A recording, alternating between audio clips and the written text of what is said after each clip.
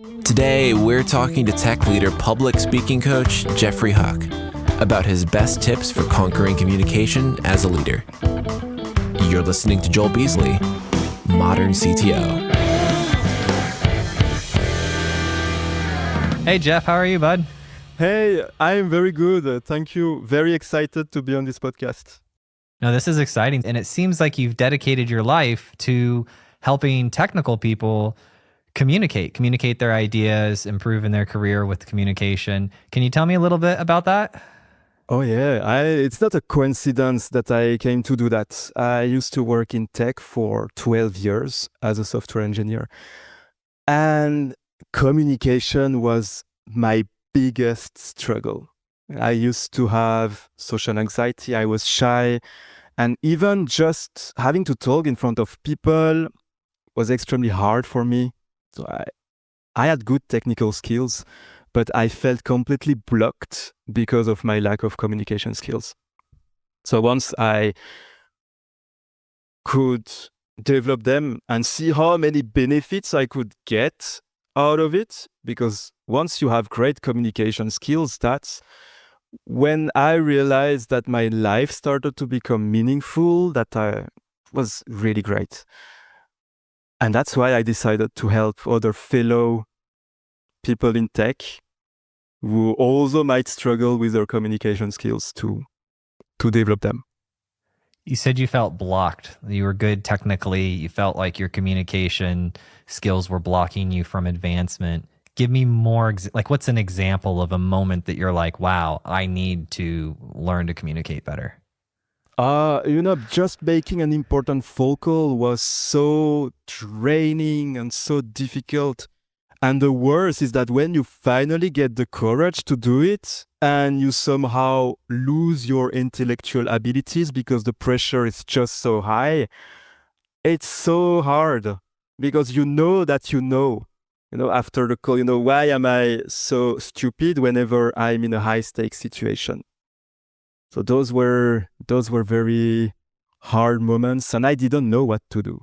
So do you work with people that want to become like keynote speakers, or do you work with people who are just trying to become better at communication in their job so that their life is easier when working with other people? Where do most of your clients fit in? I'd say I have a little bit of everything. I have people who feel anxiety before they speak, and they just want to be able to express themselves clearly in those situations. I have people who used to be able to speak properly, but then something bad happened in their life and they cannot get back to it. They come to me and they say, I used to be confident in those situations, but no, it doesn't work anymore. So I had a few people like this recently. And I have other people who are okay when it comes to the emotions, but they're not effective. Typically, they're very technical, they're really experts, but whenever it comes to talking to people who don't share the same expertise, they have a very hard time to do that. So if I'm like a super technical person, but then I have to approach the board or the executive team, I have to learn the new language. You need to know what they need to know. Because if you are like the CTO of a company, your job is to abstract the technical to the other people who don't understand it. And that's literally your job. It's the same concept as abstracting something in a code base. You deal with the technical and you need to know what they need to know in order to take decisions. So what's your method for explaining tech to non-technical people? Most likely you will not explain it. You don't really need to explain how exactly it works and what are this. If people are interested and they want to know it, usually they ask. What you need to know is, what's the impact of this tech? What can you do with the technology? What are the limitations in terms of scalability, number of users, speed? Those are dimensions that affect other people, that affect the business, the cost also, the time it takes to develop something. But how exactly it does it, that's the magical ingredient that you know, but you abstract it. How much of your coaching with people is on their body language? It's funny because it's a question that I'm asked every once in a while. What do I do with my body? That's usually the wrong question to ask. What I found is that if you know and if you use your words and if you really own what you say, body language is very natural and automatic. It's like if you talk to friends, you will have some body language, but you never think about what to do with your hands or what to do with your body. It's automatic. Mm-hmm. And it's the same when you talk in front of an audience. Most people who have a trouble to express this body language, it's because they want to sound like the documentation, or they want to talk as they think someone in their position would talk, but not as themselves, as who they are, where they are, with their own words. When you work with people, I saw on your website, at first, when I first saw you, I was like, oh, I wonder if you could coach me on being a better podcast host. And then I read your site and it was like, work with me if, and I was like, I don't really have a lot of the reasons, like the problems that you're promoting on your website, but I believe a lot of people that are on this journey are experiencing those because I experienced those. And so that's why I wanted to bring you on here. So if people are trying to improve at communication, they can reach out to you and talk with you. If they want to do that, what's the best way to find you? LinkedIn is the best. LinkedIn? Just add me on LinkedIn, send me a message. Mm-hmm. I also have a website. You can contact me directly by email. Very cool. And we'll put links to that in the show notes below.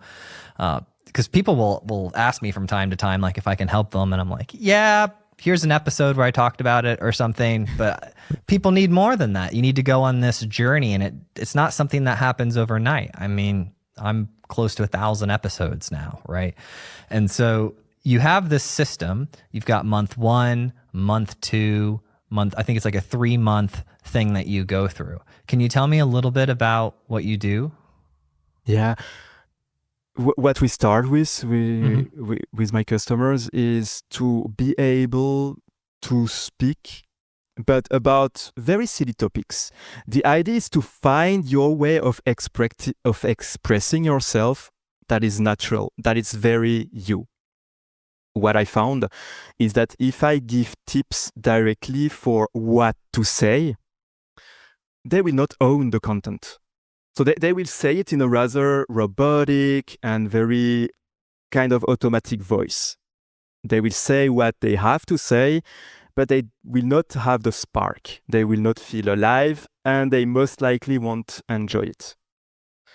So that's why I always start by giving exercises to find their unique voice and their unique styles. And once that is done, then it's all the technical.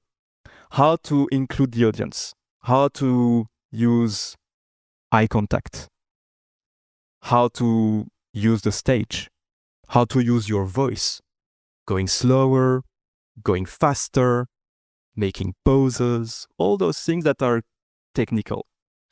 And only when they can be confident themselves with owning the body and the space, then we work on the content. Because at that moment, they know what it feels like when they talk properly. And so at that moment, adding the content and being effective it's the best. So what's your exercise to find someone's unique style? It's trying many things. Trying everything that you can think of. You can be very creative. You can do what you like other speakers to do. So typically, try to do animation, like warming up the room. Try to add questions. Try to add emotions, like very intense emotion, like anger, frustration, happiness, overplay, jump, turn around, run, do whatever comes to your mind, because every time you do it, well, of course, it will be a little bit scary, but that will give you all the possibilities. And once you are on stage and you know that you can do whatever crosses your mind, of course, to give power to your message, not just to have fun for yourself, it's always in the direction of the message. And once you have all the possibilities and you know that you can cry, that you can run, that you can scream, you know you have your style because you tried everything, you know what you like, you know what resonates with you, makes you unique, and you know that you're not driven by fear anymore. Because the big problem on stage is that we would like to shape how people perceive us. And it's only once you really did show vulnerability, also trying to make yourself smaller and see how it feels, see how the people react. And once you can do all of this, you have your style. I like to ride the energy of a story. Right. So I'm really into storytelling. Like I've got these storyteller tactics. I read Robert McKee. I like the jump up and the energy of the story, then the pull down, you know, what they're doing to you when you're watching movies constantly. And for me, that's like the fun part. The fun part is that I'm going to go into this situation where as humans, when we're watching someone speak, we're really delegating our stream of consciousness to them. When you go watch a movie, you're saying, hey, director, I trust you. I'm going to get on a conscious roller coaster where you're going to have the ability to manipulate my emotions. You're going to have the ability to manipulate my emotions. And I trust you enough because of your genre and your history that you're going to take me on a ride that I'm going to enjoy. And when I realized like that's how I watch movies, that's how I talk, that gave me a different frame to put together my talks. I was like, oh, I can do that intentionally without being weird. Yeah. Yeah, telling stories is literally a way to write in the brain of the people who are listening to, not just write information, but writing emotions. If you do it well, you can make them feel what you want. And that's the reason why it's so effective for selling, because of course, if you can talk about your product and at the same time make them feel excited and great about it, that's the power of it. For the attention also, it's very good to have different emotions, to play with this. Yeah, when you want somebody to listen really closely, you just speak a little bit quieter. Because they have to like lean in. What does he say?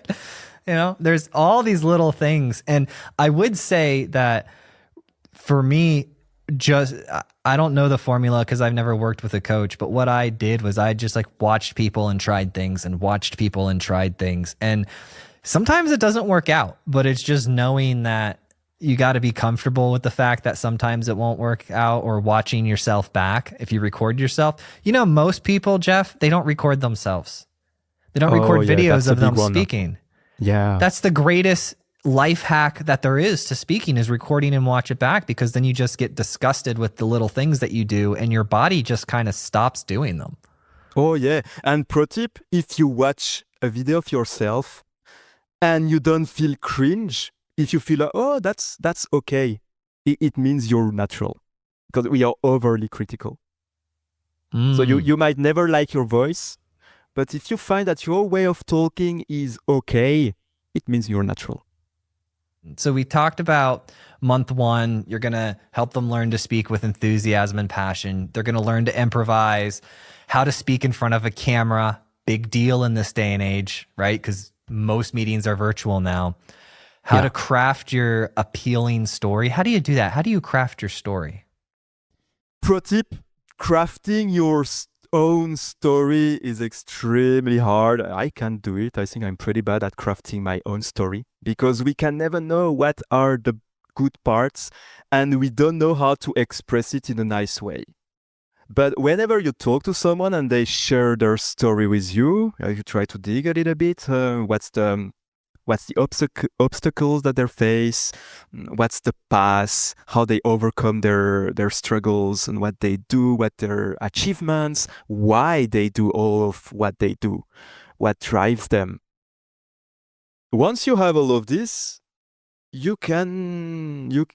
someone else can craft a nice story about you. But doing it yourself, I think that's really hard. So what I do is by really understanding the person and the story and trying to find what's beautiful in the people that I talk to. It's really like, let's be curious, and because I know there is something beautiful in everyone, but sometimes you need to dig a little bit, because they might have their own interpretations, and we are all like that. And once I can tell them once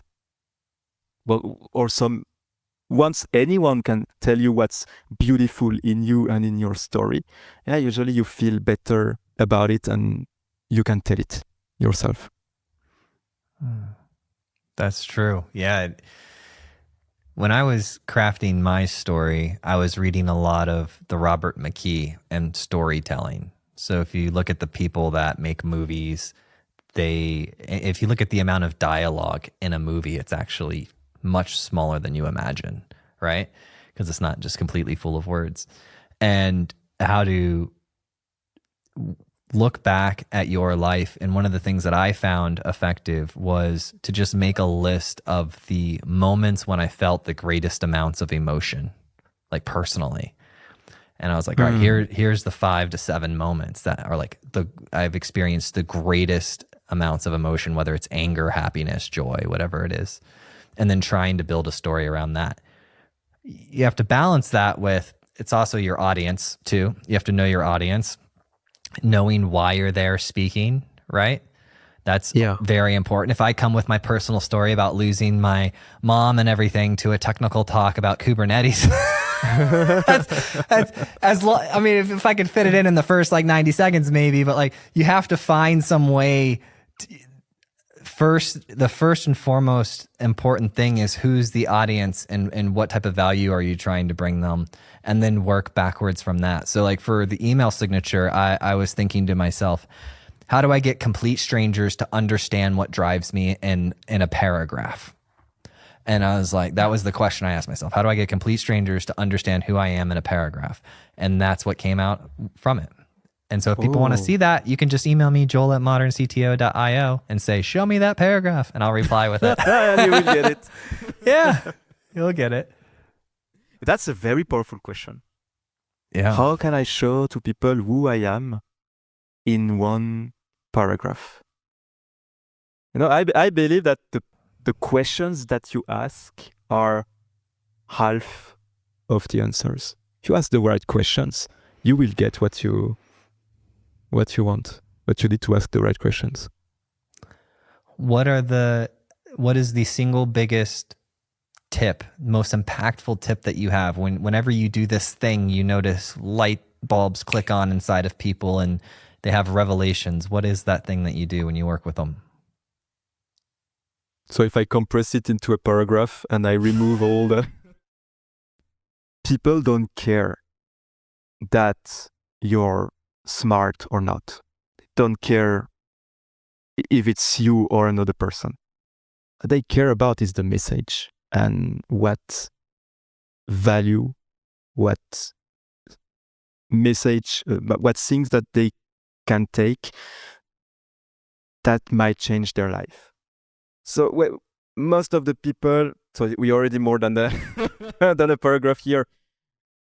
The problem most people face with public speaking is because they feel that the spotlight is shining on their face. But when you speak, put the spotlight towards the audience. And this changes your relation to speaking in many ways. Feels better, more efficient. So the spotlight is not shining on you, but it's shining on the people who are here. How do you do that tactically? You watch the audience and you start to ask, who are they? Why are they here? Why would I like to know if I were sitting where they are now? What do they need? What do they think? It's really thinking about them and stop all the thoughts that are going towards you. It removes all the insecurities. And you have a message that, people realize it when what you say is directly related to them.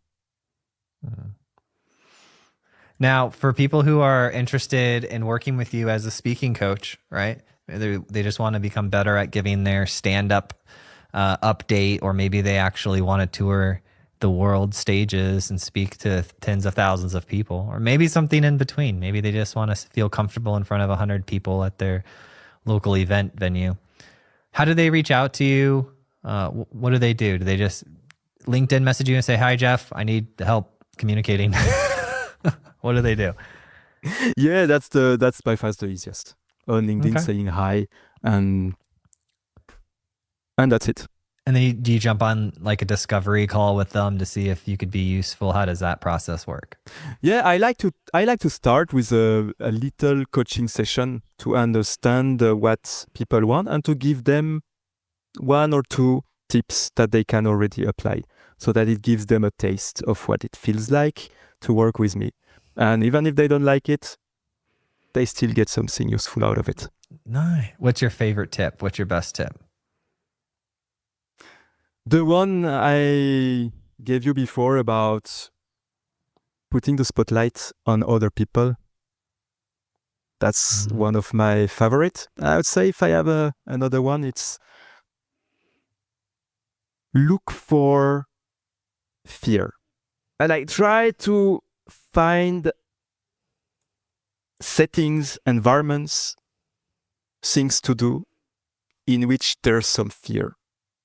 Because if you do that many times, that's how you grow the most. That's how you increase your comfort zone. That's how you get more possibilities. And that's how you become an amazing speaker, by adding a little bit of fear all the time. And if you already feel comfortable in what you're doing, try to add some spices yourself. So what do I just go outside in the woods and start yelling? Does that work? Oh, if it's something that you feel some resistance when you do it, well, you can. Nice. And of course, if it's aligned with your values, let me just add this. Because, of course, then, but using fear as a compass rather than trying to find other ways and avoid it, that can bring you very far. You've done it successfully. Congratulations. And now you're helping other people do it. This is fantastic. Oh, that's where I found the meaning. Once I did it, I realized that all the meaning that I have in my life came from facing those fears. So if you want meaning in your life, contact Jeff. You can either take my advice and have kids, or you can contact Jeff and get some meaning in your life. Joel, might I share a gift with our listeners? Yes. Oh, yes, please. Yeah. So I have made a PDF that explains the methodology that I'm using and that we talked about. You can find it on my website, geoffreyhuck.com/podcast. Josh will put a link down there. So if you're listening on the podcast, just scroll down and there will be a link to get to that PDF. Wait, do you /podcast? Do you have a podcast? /podcast. It's a podcast gift. Actually, I do have a podcast, but it's not out yet. So it's starting. Nice. When's it coming out? Hopefully beginning of September. So I'd like to have a few episodes before we start out. I'm doing it with a friend. September, like next year? Or December? No. December. Oh, December. Oh, nice. Very cool. Well, yeah, let me know when it comes out. Send me an email so I can check it out. Yeah, sure. What's it called? Do you have a name yet? Yeah, Casually Pro. So the idea is we find people who have a job that might not be well known for the public. And we try to find people who are inspired by those jobs and who can tell how it is what they find meaningful, what they find interesting about what they do. And our hope is that we will help people who are still looking for what they want to do with their life find something, a path, maybe some inspiration. Oh, wow. Very cool. Well, Jeff, thank you so much for doing this, man. We made a podcast. How do you feel? Oh, yay! Very cool. Thank you so much for listening. And if you found this episode useful, please share it with a friend or a colleague who you think would get value from it. And if you have topics that you'd like to hear discussed on the podcast, either add me on LinkedIn or send me an email, joel@moderncto.io. Every time I get an email or LinkedIn message, it absolutely makes my day and inspires me to keep going.